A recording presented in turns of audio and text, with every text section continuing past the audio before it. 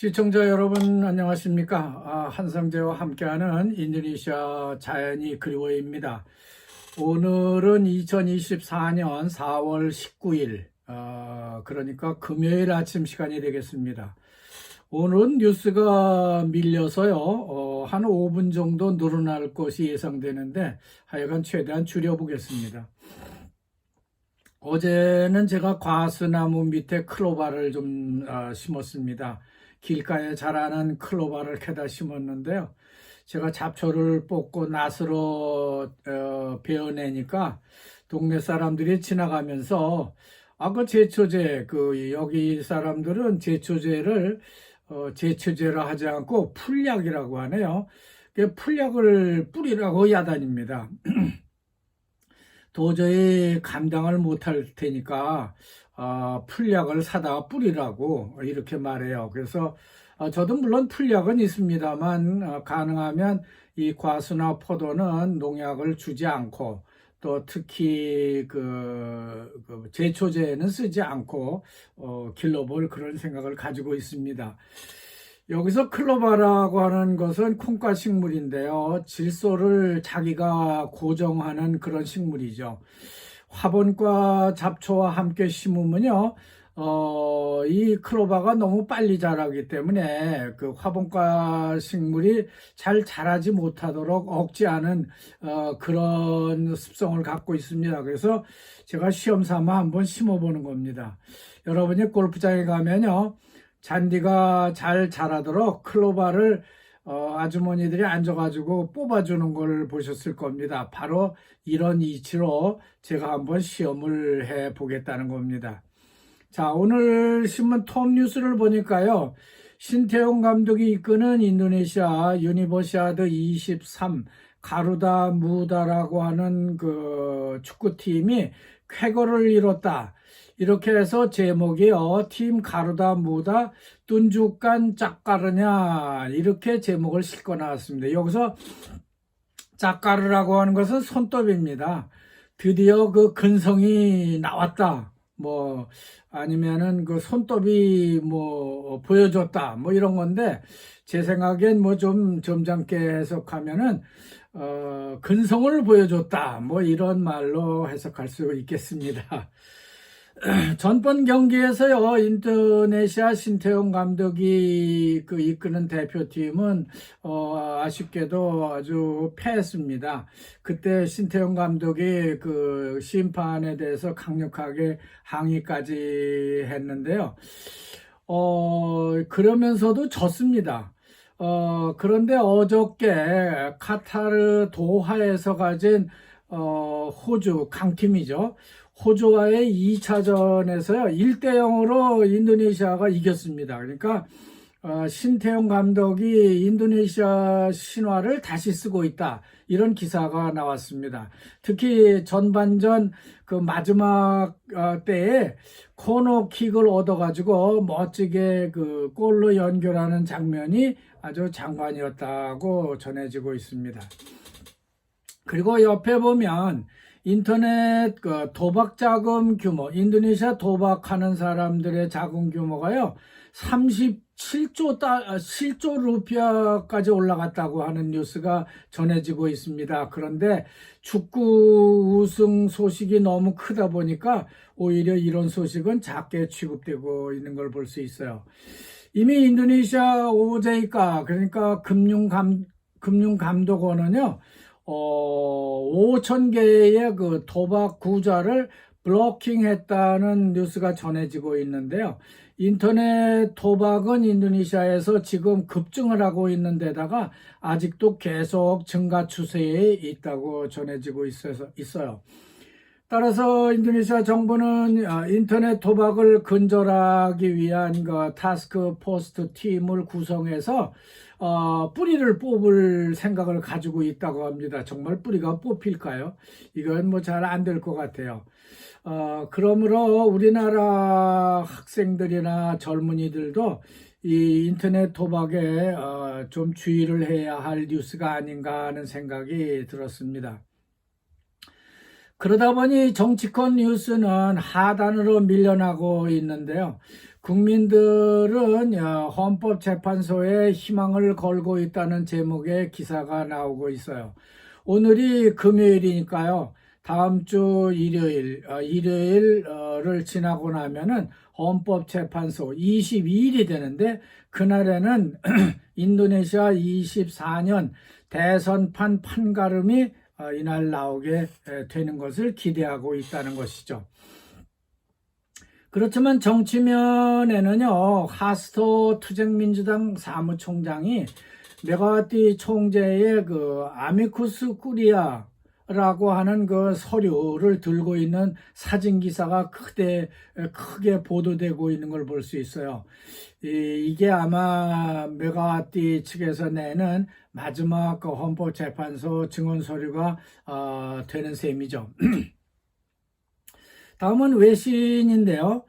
미국, 일본, 필리핀이 인도퍼시픽 전략의 하나로 토마호크를 설치한다고 하니까 득달같이 중국 왕이 외교장관이 자카르타로 달려와서 조코이 대통령을 만나고 있습니다.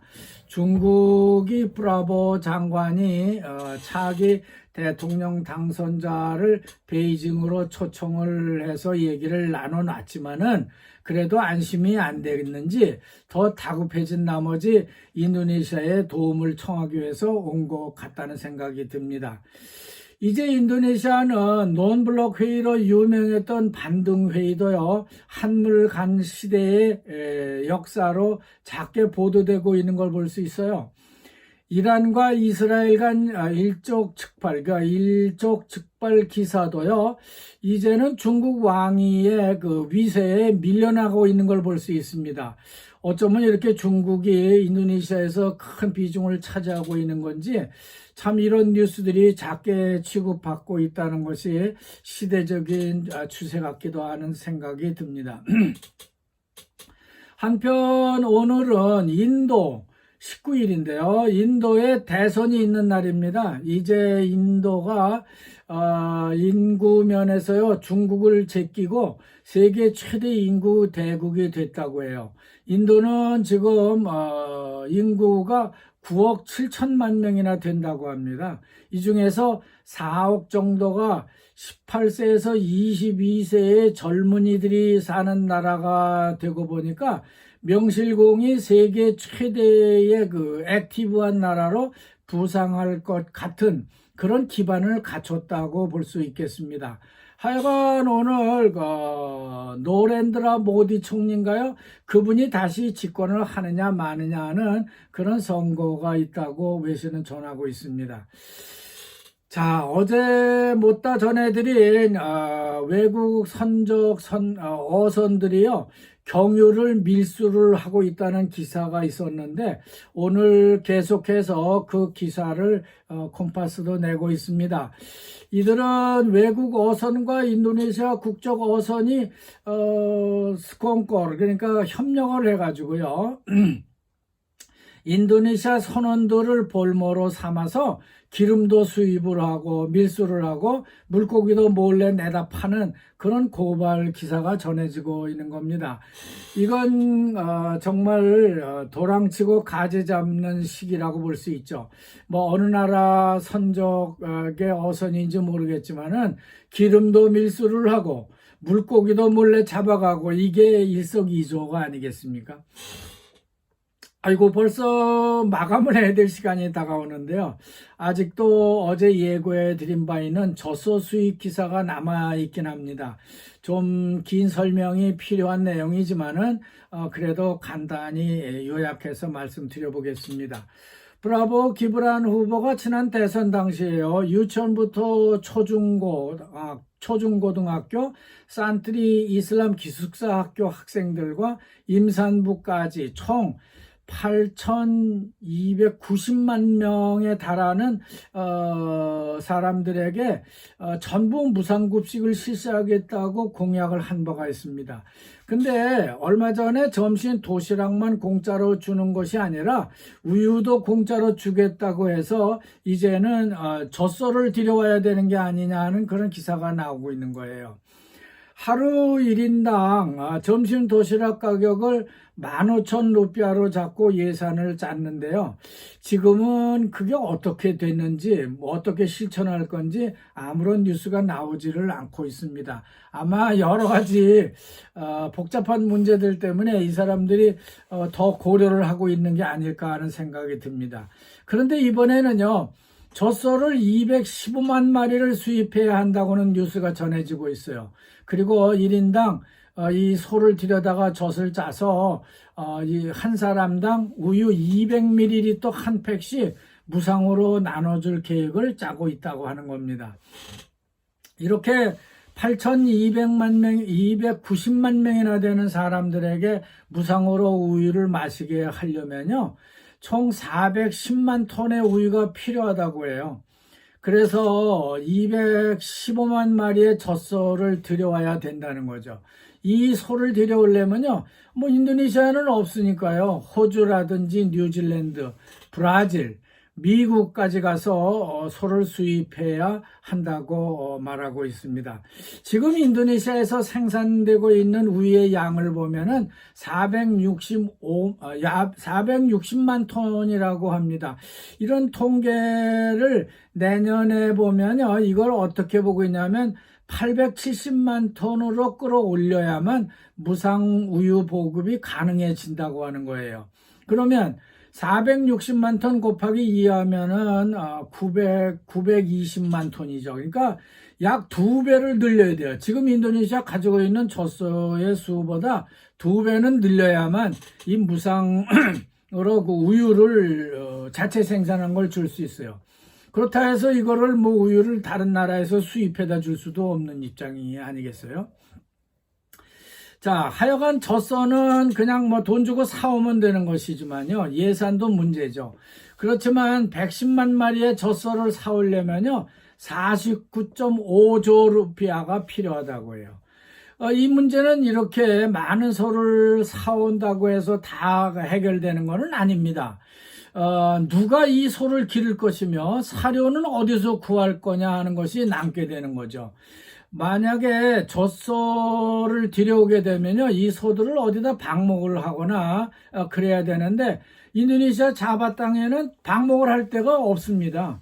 그러니까 이 사람들은 특히 방목을 할 수가 없습니다. 젖소는 방목을 하면 젖양이 줄어들기 때문에 그렇게 기르지 않습니다. 어쨌든 우사에다 가둬놓고 젖소를 기르게 되는데 그럴 만한 곳이 별로 없다는 것이죠.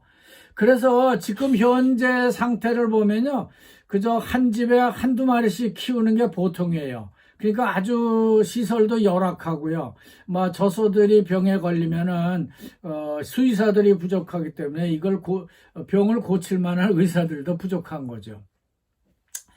자, 제가 예전에 젖소를 많이 키우고 있는 그 중부자바 그 보열랄리 언덕을 가보니까요, 소목이 풀이 없기 때문에요, 그 머라비 화산 중턱까지 사람들이 올라가서 풀을 베어가지고요, 아주 급경사인데 어깨에다가 메고 아니면은 지게 같은데 이렇게 늘, 우리나라는 지게가 있지만은 이 사람들은 멜빵을 매가지고 그걸 어깨에 메고 내려옵니다. 이렇게 해서 이렇게 많은 젖소를 키울 수는 없습니다. 대형 젖소를 키우려면요, 큰 우사가 있어야 되고요. 뭐 이거 굉장히 그 소관 배설하는 배설물도 치워야 되고 물도 줘야 되고 젖도 짜야 되고 이런 어떤 그 착유 시설하는 기계도 있어야 되고 할 것이기 때문에 어쨌든 현대적인 그런 그 우사를 지어야만 합니다. 그냥 무조건 해서 소를 수입하게 되면요, 어떻게 할지 참 이게 제가 궁금한 일이 아닐 수 없어요. 무엇보다 인도네시아 사람들이 두부라 땜빼를 만드는 그 콩이 부족하고요. 그리고 닭사료로 쓰고 있는 그 옥수수도 부족합니다. 그런데 이런 사료작물도 키워야 되는데 이걸 아마 수입해다가 소를 먹이게 되면은요, 이 사람들이 우유값이 올라가겠죠. 그럼 정부 예산이 더 들어야 되는 거고요. 아니, 벼를 모낼 땅도 없어서 땅을 더 만들고 있는데 어디다 이런 사료작물을 어디다 재배하죠? 이런 것들이 문제인 거죠. 특히 인도네시아는 건기에 풀이 모자라게 됩니다. 풀이 없죠. 우기철이라고 해서 괜찮으냐? 그것도 아닙니다. 비가 많이 오면은 소들이 고창증이라는 게 걸려가지고 설사를 하거나 이런 문제가 많이 발생합니다. 따라서 이런 문제들의 해결 방안은요, 장기적인 안목에서 사료작물부터 재배를 어디다 할 거고 어떻게 할 건가 하는 것을 계획해야 되고, 사일러 같은 그 사료작물 그 저장 시설을 만들어야 되고, 또 수의사도 더 증원을 하고 더 가르쳐 놔야 되고, 우유를 판매한다든지 운송하고 또 가공하는 시설 등 여러 가지 종합적인 검토가 더 필요할 것으로 생각됩니다. 자, 끝으로 체육계 소식 두 가지만 전해드리고 마치겠습니다. 먼저 제가 인도네시아 체육계에 그 메가와띠 열풍이 불고 있다는 뉴스를 접하고 있는데요. 메가라는 이름은 투쟁민주당의 그 메가와띠 총재가 아니고요. 프로배구 팀에서 활약하고 있는, 그러니까 정관장 팀 소속의 스트라이커로 활약하고 있는 그 여자 배구 선수인데요. 이 여성 배구 선수는요, 배구를 할 때도 히잡을 쓰고 합니다. 그러니까 절대 히잡을 벗지 않아요. 긴 바지, 이거 팔다리를 보여서는 안 되잖아요. 무슬림이니까. 그러니까 팔다리, 긴 팔, 히잡까지 쓰고 배구를 하는데 엄청 잘합니다. 그리고 성격이 밝고요. 언제나 웃고요. 경기를 할 때는 아주 신중하게 하는 모습을 보이고 있죠. 메가는 한국에서도 인기가 크지만은요, 인도네시아 사람들한테도 2만 명이나 팔로워가 있을 정도로 인기가 높습니다. 그런데 이 선수를 좋아하는 한국분이 한 분 자카르타에 계십니다. 제가 메가를 잘 모르니까요. 우리 모닝듀 회사 있지 않습니까? 정수기 회사. 그 모닝듀의 홍 회장님이 이 메가를 대단히 칭찬을 많이 하시더라고요. 저도 그 홍 회장님께서 칭찬하시기 때문에 메가를 알게 됐습니다. 그래서 제가 KBS에 방송을 할 때도 메가에 대해서 한참 방송을 한 적이 있습니다. 그런데 이 메가가 이번에요, 인도네시아 체육부 장관 초청으로요, 자카르타에 왔습니다. 메가의 활약이 참 대단하기 때문이죠. 인도네시아에서도 대단히 유명합니다. 그녀가 소속되어 있는 그 정관장 팀은 오는 20일 토요일이죠. 스나얀 인도네시아 아레나 경기장에서 열리는 인도네시아 올스타 배구팀과 친선 경기를 치른다고 합니다. 얼마나 인기가 있는지, 인도네시아에서 그녀의 실력이 얼마나 되는지 직접 볼 기회가 생겼다고 하는 겁니다. 그리고요, 오늘 저녁에는 올림픽 축구 지역 예선전, 그러니까 우리나라와 중국이 축구 경기를 하는 날입니다. 많이 기대하고 저도 지켜보겠습니다. 그러면 여기서 오늘 뉴스는 마치도록 하겠습니다. 여러분 대단히 감사합니다.